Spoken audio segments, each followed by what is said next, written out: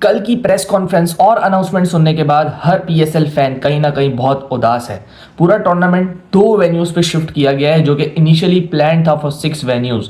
39 days के अंदर इस टूर्नामेंट को खत्म करने का कह दिया गया है। नो ओपनिंग सेरेमनी और इससे बढ़कर no crowd in the stadium as well. So league को थोड़ा बोरिंग कर दिया गया है।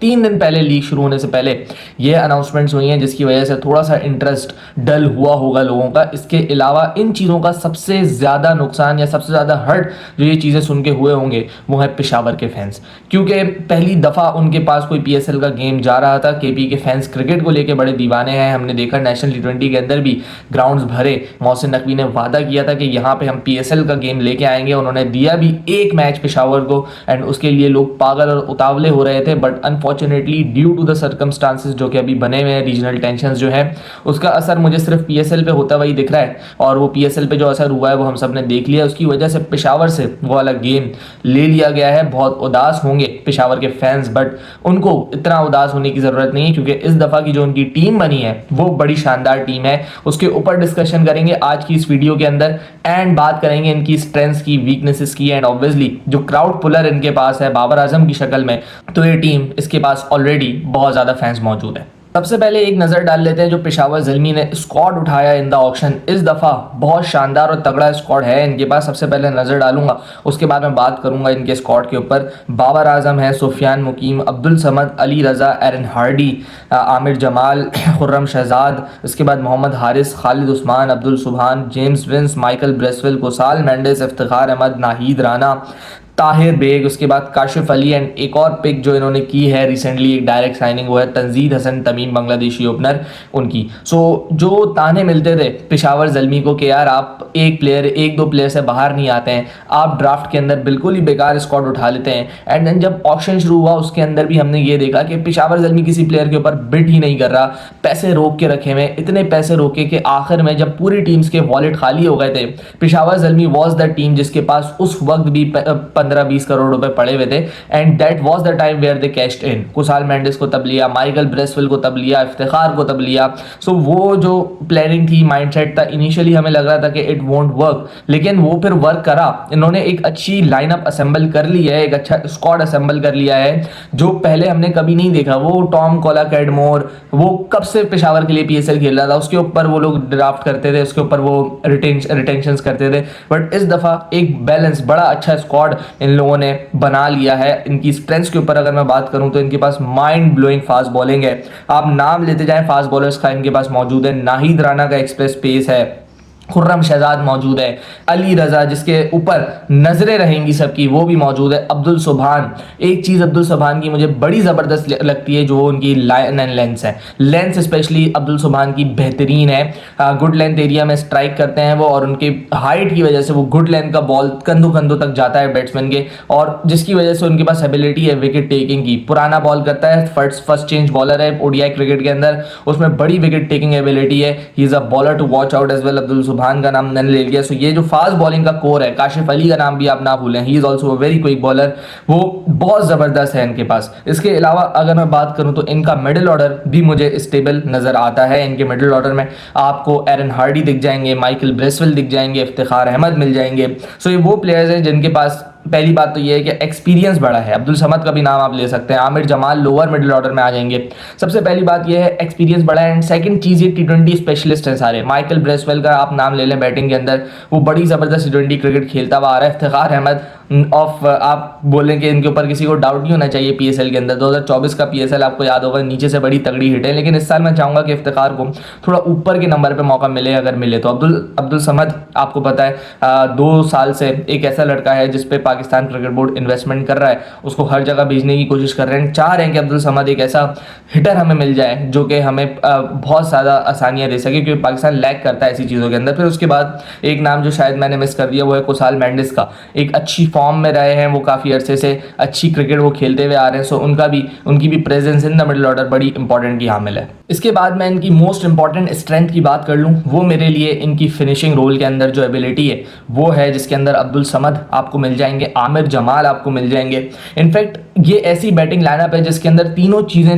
किस्म की चीज़ें वो कवर्ड हैं। टॉप ऑर्डर में आप देख लो तो बाबर, इसके अलावा आपको जेम्स विंस का रोल भी आपको मिल जाएगा। मिडिल ऑर्डर के अंदर मैंने आपको बता दिया मेंडिस है, ब्रेसवेल है, इफ्तिखार खुद है, बहुत सारे प्लेयर्स आपको मिडिल ऑर्डर के अंदर भी मिल जाएंगे। कुसाल मेंडिस का नाम मैंने आपको बताया। उसके बाद आप फिनिशिंग रोल के अंदर देख लें, अब्दुल समद का नाम मिल जाएगा, आमिर जमाल आपको मिल जाएंगे, एरन हार्डी नीचे भी बैटिंग करता है, मिडिल ऑर्डर में भी अच्छी बैटिंग करता है। सो मेरे ख्याल से ये जो बैटिंग लाइनअप है इनकी, ये बहुत स्टेबल बैटिंग लाइनअप है। इसके पास तीनों के तीनों चीज़ें विद इन द बैटिंग मौजूद है। पावर स्ट्राइकिंग मौजूद है, अगर इनिंग्स को स्टेबल करना है वो वाले प्लेयर्स भी मौजूद हैं। मिडिल ऑर्डर के अंदर रोटेशन वाले प्लेयर्स भी मौजूद हैं। सो ईच एंड एवरीथिंग इसके पास मौजूद है with the batting. This is a team to watch out Peshawar Zalmi. अगर मैं बात करूं इनकी स्ट्रेंथ्स की, तो यार इस पूरे के पूरे स्क्वाड के अंदर कोई लेग स्पिनर मुझे नजर नहीं आ रहा है। यस, एक चाइनामैन बॉलर जरूर है जिसका नाम सुफियान मुकीम है, लेकिन इसके अलावा कोई भी लेग स्पिनर इस लाइनअप के अंदर नहीं है। एंड लेग स्पिनर की इंपॉर्टेंस इन T20 क्रिकेट हमें पता है, हम सबको पता है।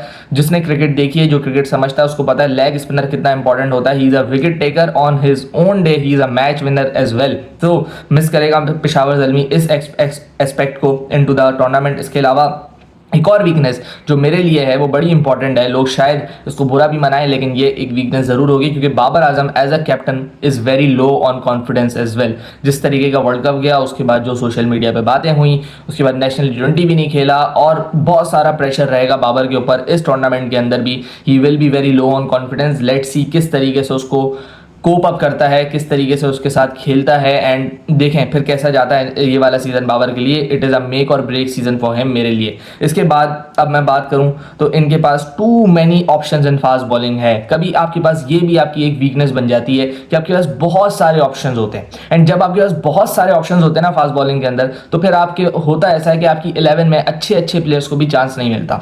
वो प्लेयर जो कि किसी और लाइनअप में जाके शायद 11 में फिट हों, पक्की 11 में उनकी जगह बने, लेकिन अनफॉर्चुनेटली जहाँ पे दूसरी टीम ऐसी हो जिसके पास फास्ट बॉलर्स की एक लाइन लगी हो, वहां पे कुछ अच्छे बॉलर्स को भी मौका नहीं मिलता। जैसे मुझे इस साल लग रहा है कि अब्दुल सुबहान को मौका ना मिले शायद, क्योंकि इतने ऑप्शंस हैं इनके पास कि अब्दुल सुबहान के बगैर ये एक अच्छी 11 प्रिपेयर कर सकते हैं। सो ये एक मसला हो सकता है इनके साथ, और ये इनकी वीकनेसेस थी। बात करूं अगर मैं अपॉर्चुनिटीज़ के ऊपर, तो दो प्लेयर्स को मैं बड़ी गहरी नज़र से देख रहा हूँ, जिसमें आमिर जमाल एंड सुफियान मुकीम मौजूद हैं। आमिर जमाल के लिए सीज़न बड़ा इंपॉर्टेंट है। राना फ़हीम अशरफ ने अभी T20 के अंदर जगह ली भी है, सो उनके लिए भी एक कंपटीशन बनेगा, एंड आमिर जमाल को भी बहुत ज़्यादा चीज़ें प्रूव करने की ज़रूरत है। बिकॉज आमिर जमाल हमने देखा है कि यार आया जब था तो बड़ी शानदार परफॉर्मेंसेस थी ऑस्ट्रेलिया के अंदर, स्पेशली जो उन्होंने सीरीज़ खेली थी। उसके बाद ऐसा लग रहा था कि पाकिस्तान को एक बड़ा अच्छा ऑलराउंडर मिल गया है जो कि बैटिंग भी इक्वली गुड करता है, बॉलिंग भी ज़बरदस्त करता है। बट उसके बाद से आमिर जमाल कहीं खो गया, उसको साइड लाइन भी कर दिया गया काफ़ी सारी जगहों से, लेकिन उस तरीके की परफॉर्मेंसेज भी आमिर की रही नहीं। सो अब बहुत ज़्यादा ज़रूरी है आमिर जमाल के लिए कि वो अपनी वर्थ को वापस प्रूव करे, यहाँ पे परफॉर्म करे। एंड देन सेकंड बंदा जिसके ऊपर सबकी नज़रें, और उसके लिए बहुत बड़ी अपॉर्चुनिटी, वो है सुफियान मुकीम। वो इसलिए बिकॉज यहाँ पे बहुत ज़्यादा इंपॉर्टेंट है सुफियान को अपना पॉइंट प्रूव करना। सुफियान को भी साइडलाइन किया गया पाकिस्तान मैनेजमेंट की जानिब से। एक दो गंदे मैचेस गए उनके एशिया कप के हाई प्रेशर मैचेस के अंदर, उसके बाद से सुफियान कभी हमें नज़र नहीं आए टीम में। सो ये बड़ी इंपॉर्टेंट एक जंक्शन है फॉर सुफियान करियर। यहाँ पे अगर वो परफॉर्म करेंगे सो डायरेक्ट मैं समझता हूँ पाकिस्तान के स्क्वाड में आएगा, क्योंकि ऑलरेडी वो पाइपलाइन में लगा हुआ था। एक पुश की उसको ज़रूरत है और वो पाकिस्तान का परमानेंट हिस्सा बन जाएगा। और स्पिन में फिर पाकिस्तान के पास कंपटीशन बड़ा है, उस्मान तारिक है, अबरार है, उसके बाद सुफियान मुकीम हिमसेल्फ हैं, नवाज खेलते हुए नजर आ रहे हैं हमें। पीछे से लड़के जो आ रहे हैं उसमें भी स्पिन बॉलर्स काफ़ी अच्छे हैं। अरफात मिनाज का आप नाम ले सकते हो, मेहरान मुमताज़ मौजूद है, साद मसूद भी हैं। सो यहाँ पे कंपटीशन अगर आपने करना है तो यहाँ पे फिर आपने परफॉर्मेंस भी एक हाई लेवल की रखनी है, तब जाके आपका नाम पुश भी होगा और इनटू द टीम भी आएगा। अब आखिरी चीज़, बड़ी इंपॉर्टेंट चीज़ जिसके ऊपर बात करनी है वो है प्लेइंग 11। क्या प्लेइंग 11 हो सकती है पेशावर ज़ल्मी की इस स्क्वाड के चलते? ऑब्वियसली ये मेरा ओपिनियन है, आप अपना ओपिनियन शेयर कर सकते हैं। सो मैं अपनी 11 आपको बता देता हूं, जिसमें कप्तान बाबर आजम है। ओपन करेंगे विद मोहम्मद हारिस जो कि विकेट कीपिंग भी करेंगे। फिर उसके बाद जेम्स विंस, उसके बाद Kusal Mendis, Iftikhar Ahmed, Aaron Hardie, Michael Bracewell, Aamir Jamal, Ali Raza, Sufiyan Muqeem and Khurram Shahzad. अगर आपको खुर्रम को नहीं खिलाना तो Abdul Subhan is also a very very good option. और ये लाइनअप भाई मेरे ख्याल से it is one of the best, या तो नंबर 1 कहूँगा या तो नंबर 2। ये लाइनअप उसमें से राइज करेगी इन द PSL अगर सब ने अप टू द पोटेंशियल खेला और कप्तानी अच्छी हुई तो। बाबर आजम और हारिस, बाबर को जो सपोर्ट चाहिए होती है कि एक लड़का तेज करे, वो भी मिलेगी डेफिनेटली। फिर नीचे विंस का रोल पिछले साल आपने कराची के अंदर देखा था, वो कितना अच्छा खेला। यहाँ पे पेशावर के लिए भी वो सेम काम कर सकता है। कुसाल मेंडिस नंबर 4 के ऊपर, he can also keep the wickets as well. Haris अगर अच्छा परफॉर्म नहीं कर रहा, टॉप ऑफ द ऑर्डर आप किसी प्लेयर को लेके आए, ग्लव्स पहना दे मेंडिस को। Mendis is a good keeper, Mendis is a really good batter in the middle order as well. उसके बाद इफ्तिखार अहमद, मैंने आपको बोला इनको थोड़ा सा ऊपर आपको चांस देने की जरूरत है। नंबर 5 के ऊपर इफ्तिखार बड़ा अच्छा सूट करता है, सो वो बैटिंग कर लेंगे। फिर एरन हार्डी एक अच्छी फॉर्म में आ रहे हैं BBL से, वो भी एक अच्छी एडिशन है इनटू द टीम। फिर माइकल ब्रेसवेल का नाम आ जाएगा नंबर 7 के ऊपर, ऑफ स्पिन करके देंगे आपको, नीचे से पिंच हिटिंग का रोल भी अदा कर देंगे। आमिर जमाल पेस बॉलर भी हैं, उसके बाद आप देखें कि इसमें वो आपको नीचे से हिटिंग भी करके दे देंगे। सो ये बड़ा इंपॉर्टेंट होता है एक लाइनअप के अंदर कि ऑलराउंडर्स क्या क्या रोल अदा कर रहे हैं। इनके पास 2 किस्म के ऑलराउंडर्स हैं, एक फास्ट बॉलिंग ऑलराउंडर भी है और एक स्पिन बॉलिंग ऑलराउंडर भी है। सो और क्या चाहिए एक 11 को? अगर आपको अब्दुल समद को खिलाना है और हारिस परफॉर्म नहीं कर रहा है तो हारिस को आप निकालें, विंस को ओपन कराएं, अब्दुल समद को नीचे डाल दें। सो बहुत सारे ऑप्शन हैं। मैं बोलता हूँ कि it is the best team मेरे लिए, जो स्क्वाड बना है ना उसमें से एक बेस्ट टीम मेरे लिए पेशावर ज़ल्मी है। और ये इस स्क्वाड के साथ अगर फाइनल ना खेले तो इसके साथ ज्यादती होगी है। सो मैं समझता हूं कि पेशावर के लिए गोल्डन अपॉर्चुनिटी है इस साल कि वो यहां पे ट्रॉफी लिफ्ट करें। जितना तगड़ा स्क्वाड इन लोगों ने बनाया है, they need to win this trophy. और बाबर आजम के लिए भी बहुत ज्यादा जरूरी है। अगर बाबर यहां पे अपनी परफॉर्मेंस से ट्रॉफी जीतेगा ना, सो उसके कॉन्फिडेंस को